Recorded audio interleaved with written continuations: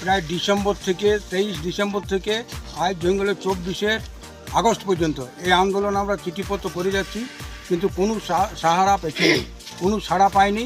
এবং ডিএম থেকে চিঠি করে প্রত্যেকজনকে, প্রশাসনকে চিঠি করেছি এবং ইসিএলের অধিকর্তা থেকে সবাইকে চিঠি করেছি, কিন্তু কোনো ইয়া হয় নাই।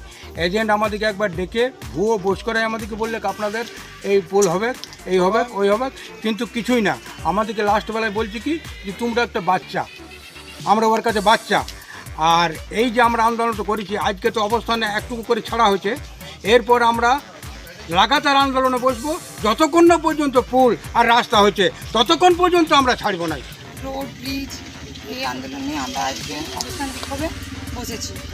আমাদের এই যে রোড ব্রিজ বিগত 1 বছর ধরে আমরা সব জায়গায় চিঠি করে যাচ্ছি, কিন্তু ম্যানেজমেন্ট কোনো কথা শুনছেন না।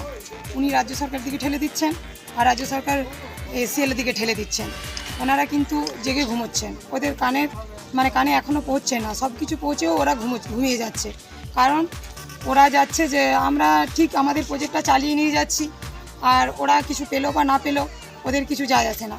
তাই জন্য আমরা এই আন্দোলন করে ওনাদের কানের ঘুমটা, ওদের ঘুমটা ভাঙাতে চাইছি যে আমরা শেষ পর্যন্ত এই আন্দোলন, এমনকি ওনাদের ইসিএল এজেন্ট অফিস পর্যন্ত ঘেরা করতে পারি। ওনারা হয়তো এখনও জানেন না, ভাবছেন যে ওনারা এইটুকু আন্দোলন করে ছেড়ে দেবে। আমাদের কিন্তু আন্দোলন বিগত চলতেই থাকবে, যতদিন না আমাদের পূরণ হচ্ছে, আমাদের রোড ব্রিজ হচ্ছে, ততদিন না এই আন্দোলন আমাদের চলতেই থাকবে।